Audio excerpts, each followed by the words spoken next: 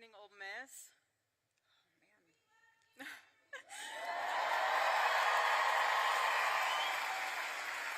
Love you guys, too. Oh, it's hard not to cry after watching that.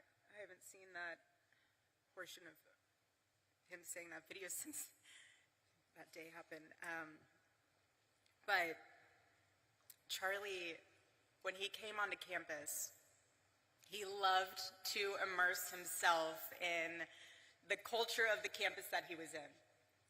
And so, from word on the street, you guys have a chant out there. I hear it's a good one. It's hotty toddy.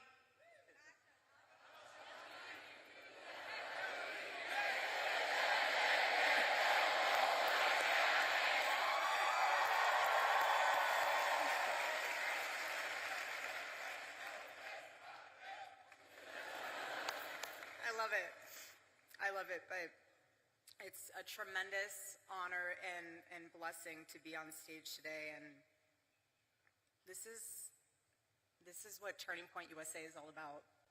This is what the future of our country is all about, and I want to thank you all also on a personal level for all of your prayers and all of your support, not only for our family, but for the Turning Point USA family, which includes all of you, especially those that are students, a part of the Turning Point USA chapter at Ole Miss. So I love you guys, truly. This whole, you guys have no idea how helpful it is to have all of you in my life, because you help me feel even more deeply connected to my husband. And I thank you for that. I thank all of you for that.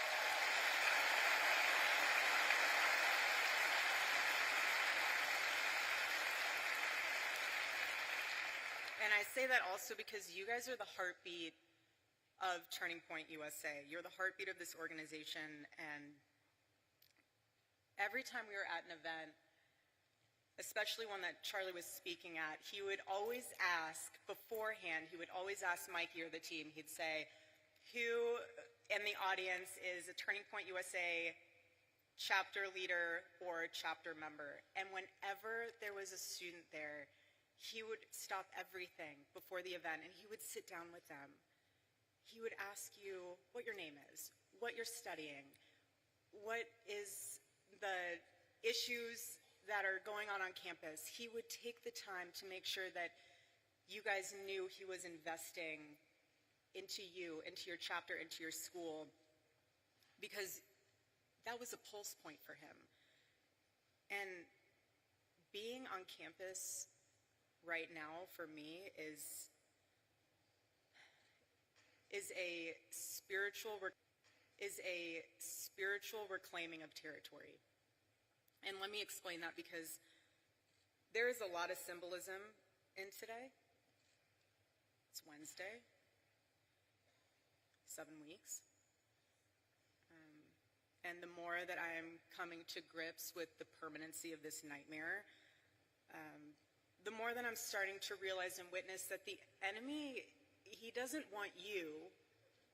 He wants your territory. He wants your influence. And when our team asked my dear friend, Vice President JD Vance, to speak today, I really prayed on it, because obviously it's a very emotional day.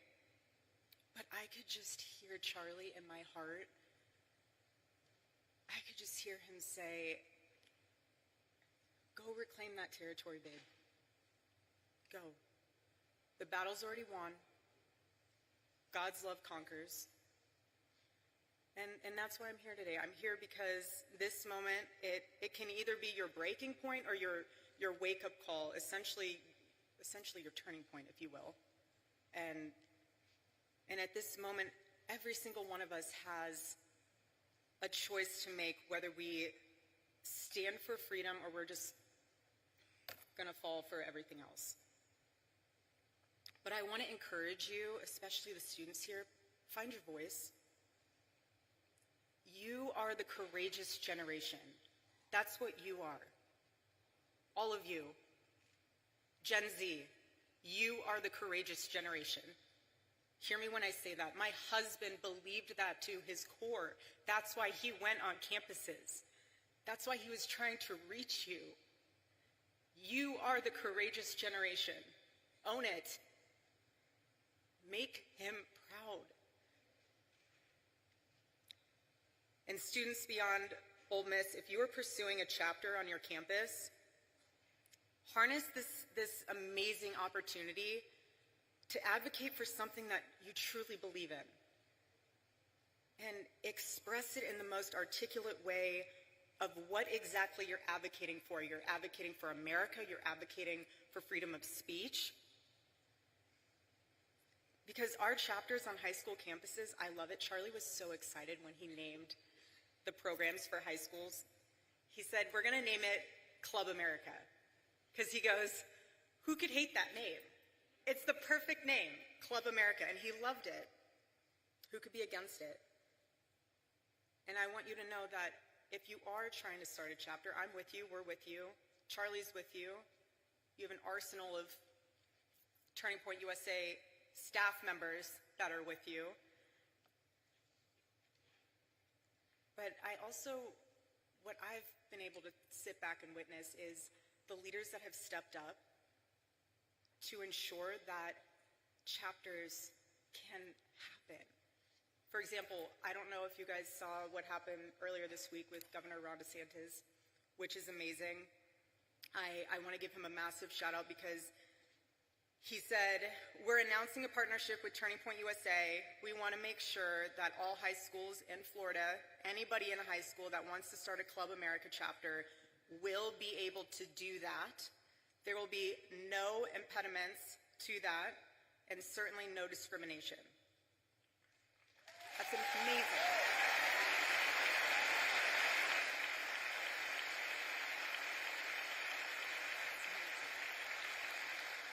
And then also, Governor Youngkin. I want to thank him as well. He donated generously to Turning Point USA to support new Turning Point USA chapters all over the Commonwealth of Virginia. How powerful is that? It's amazing. I'm so grateful. So when I heard that, I just looked up and I was like, all right, Charlie, 2 down, 48 to go. I see you. But Club America and Turning Point USA chapters, if you're wondering what those values are, it's life, liberty, and the pursuit of happiness, and that's what our country was founded on. And when you succeed in establishing that chapter, I want to commend you because that experience will leave a mark on you that will influence every choice that you make for the rest of your life and generations to come. Earn your voice. Charlie loved the word earn. Earn your voice. This is about your legacy. Each one of you in this room, everyone watching, when you earn your voice and you stand up for what is right, that is a part of your legacy, your family's legacy, just as much as it is part of Charlie's legacy. Don't forget that. Don't ever forget that. Because if there's one thing I've learned, especially being with Charlie for the past 7 years, it's that the hope we're looking for is not found in Washington. It's not found in media. It's right here. All of you. This is the hope. And he saw that. He saw that. It's in stadiums like this. Charlie had a visual in his head. He loved the on-campus events, but for the night events, he would send Tyler pictures and the team pictures of, I want our chapter events to look like this. And he sent a picture of one of the largest college football stadiums in the country, packed. That was his vision. And that's what makes all of this so powerful, because your generation is living at a crossroads. And you are living in one of the most defining moments in American history. And we are all witnessing in real time the battle that is raging for the soul of your generation. Again, your generation. This is far more than political. You will hear the world and the culture, for that matter, pressure you and say, go with the flow, don't ruffle feathers, don't say that, you might offend someone, you might lose some friends if you wear a red hat, if you go to a Turning Point USA chapter event. But when I hear that, I need to be so blunt and honest with you now, because before when I heard it, I said, okay. Now when I hear that, if you're worried about losing a friend, you might. I lost my friend. I lost my best friend. And if you're nervous about standing up for the truth, the assassination of my husband puts into perspective all those fears. It really does. Because my husband never went with the flow. He swam in the streams of significance. And Charlie knew so deeply to his core that comfort doesn't change the world. And you cannot influence the world when you look like it. The enemy of truth doesn't need to destroy a nation overnight. He just needs to convince people that truth no longer matters. And the enemy thrives when Christians don't speak up, when citizens don't vote, when students don't think for themselves. But in Ephesians chapter 5, verse 11, it says, have nothing to do with the fruitless deeds of darkness, but rather expose them. That's what it means to live as salt and light. To bring flavor to a world gone bland, and clarity to a world that lost its way and it's lost in confusion, because Christians are called to go into the public space to correct error with truth, and that's what my husband did. When he would sit there with his microphone, I got to watch this evolve over the years. At first, he would hold the microphone the whole time. He would listen. Then as the years went on, he would put the microphone down, and he wasn't listening, he was hearing. He was absorbing what the students were saying and what they were asking. He was engaging. He was calm. He wasn't combative. He never insulted. He just wanted you to think. Again, like I said, he never told you what to say. He just wanted to challenge you so that what your convictions were, you actually understood why you had them, rather than they being talking points because your professor told you so or your friend told you so. He wanted the best of you because he demanded the best of himself. And Charlie would say this all the time: your rights don't come from the government, they come from God. And he knew what every founding father knew, and nearly almost every university has forgotten, that you cannot have freedom without virtue, and you cannot have virtue without God. And that's what makes this nation so different. That's what makes it worth defending as a courageous generation. And another thing that Charlie used to say all the time is that it does not take skill to be courageous. It takes a choice to be courageous. And now's the time to make that choice. Either you sit on the sidelines. I mean, I don't know what else can wake you up. I really don't know what else could stir that fire within you to get involved or to use your voice or to make a difference. If you're looking for another sign, I have no idea what to tell you. I just want to encourage you, though, that yes, this is about America, and yes, my husband would say saving Western civilization. That's true on both fronts. But deeper than that, this is about your soul, because the fight for freedom starts within,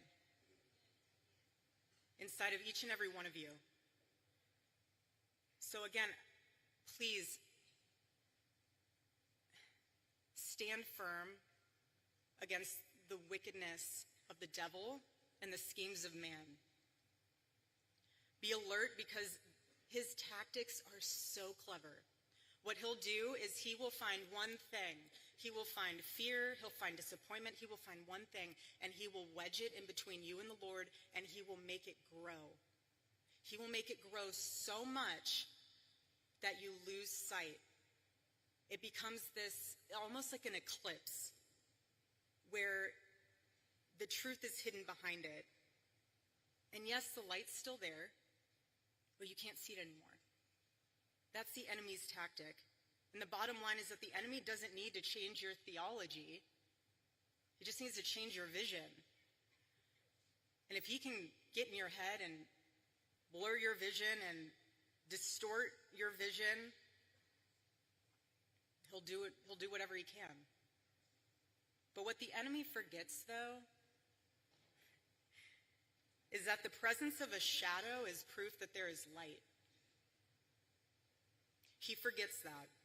And Charlie's murder might seem like we're standing in a shadow, as if death was the victory meant for the enemy, but looking around in this arena, you are proof that this light of truth burns so brightly. So brightly.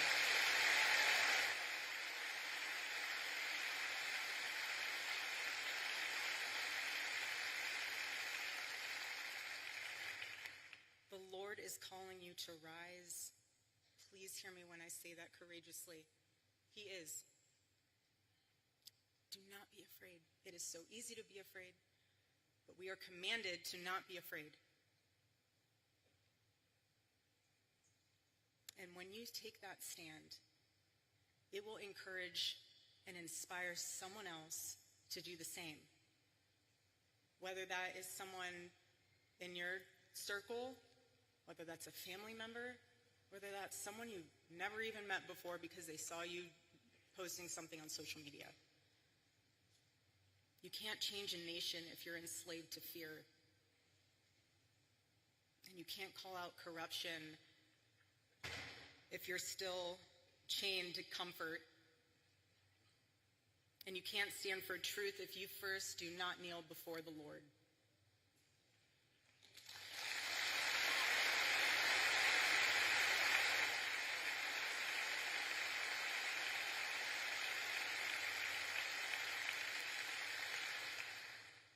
And I know I keep saying it, but I'm trying to drive home a point with you all being labeled as the courageous generation, because this generation will decide if America remembers who she is or if she'll forget. And I believe with all my heart that God placed you here now in Ole Miss, not by accident, but by assignment. There is no mistake that you are here in this stadium and arena today. No mistake. God doesn't make mistakes. Doesn't make mistakes. And when being on this campus, I think of 18-year-old Charlie, who would always say, you know, when I started this, I had no money, no connections, and I had no idea what I was doing. But what he did know what he was doing was that he was obeying the Lord. He was obeying what the Lord had placed inside of his heart to fight for. He did.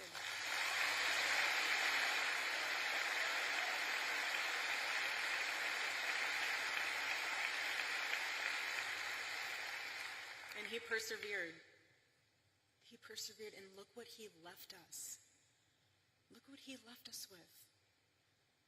He didn't leave us empty-handed. He built a machine, and all of you are a part of that. Again, the heartbeat of Turning Point USA. That's what happens when you obey the Lord. A movement like this, it becomes unstoppable. It becomes the revival that it is. And I just want this to be the generation that says, we will not apologize for loving our country first. We will not be silent about our faith. We will not back down when the world tells us to kneel, because we bow only to the King of Kings.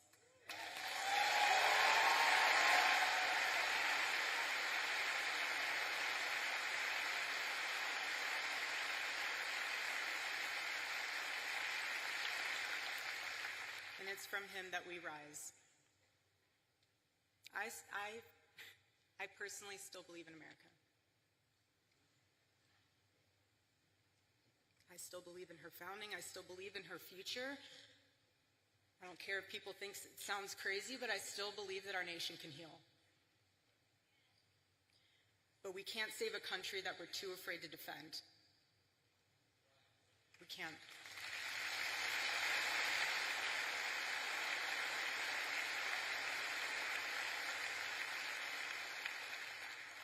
On a more personal note, when we first moved in our home, inside of our bedroom, I had on the side wall, when you walk in, it was above the bookshelves, it says, on two framed pieces of paper, it says, "They will be known by the boldness of their faith."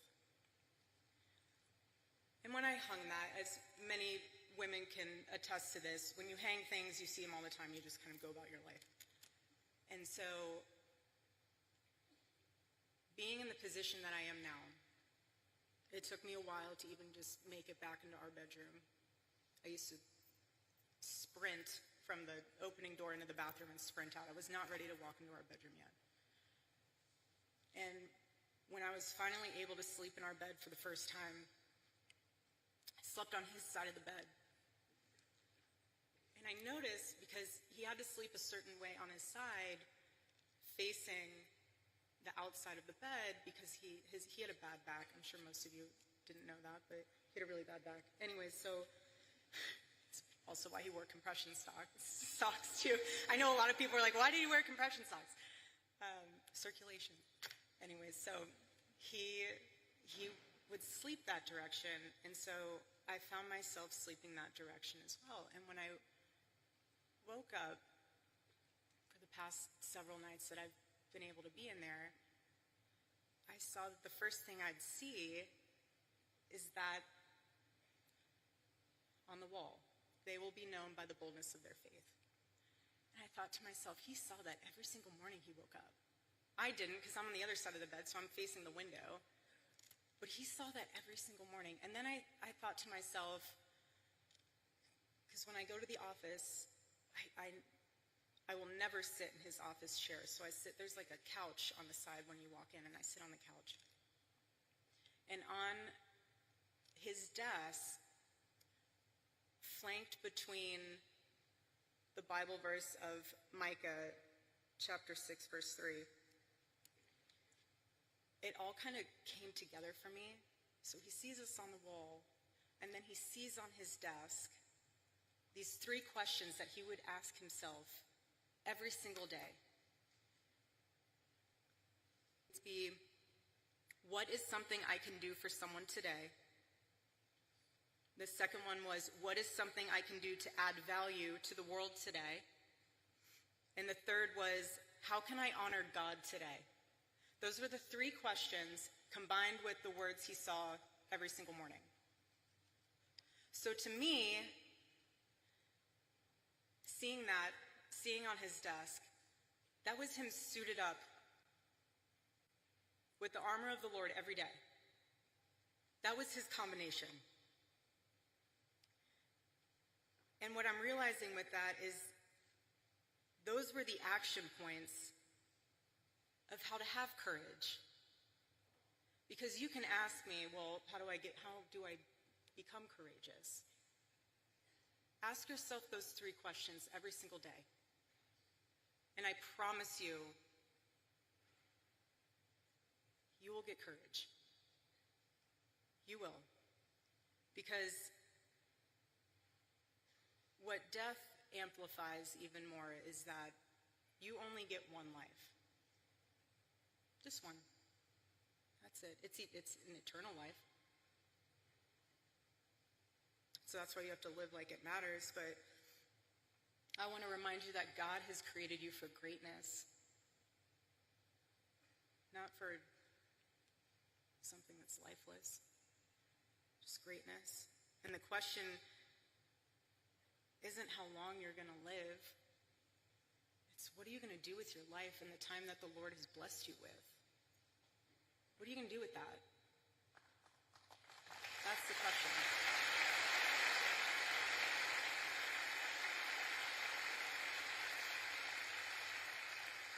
And when you get to the end of your life, will the Lord be proud of what you stood for? Will you be able to say that you ran the race, that you fought the good fight? Or will you realize that you wasted your time that the Lord has blessed you with chasing after things that didn't even matter? Hold that into perspective. And remember, being the courageous generation that you are, stand up for the truth, defend life, love your family fearlessly, love your spouse fearlessly, love this country, defend her, and serve our God. And don't think that it's someone else's role to do it. You do it. You do it. Do it for Charlie. Do it for Charlie.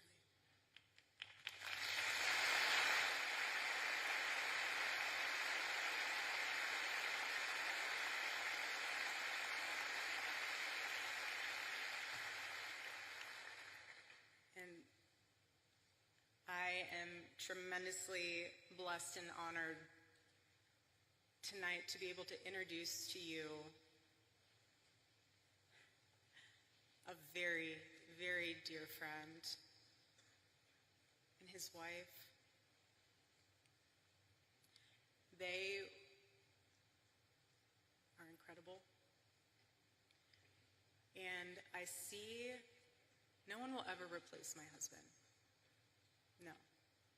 But I do see some similarities of my husband in JD and Vice President JD Vance. I do. And that's why I'm so blessed to be able to introduce him tonight, because he understands the fight that we're up against, and he can articulate that in a way that transcends race, that transcends demographic backgrounds. He's an amazing man. So please help me welcome to the stage Vice President JD Vance.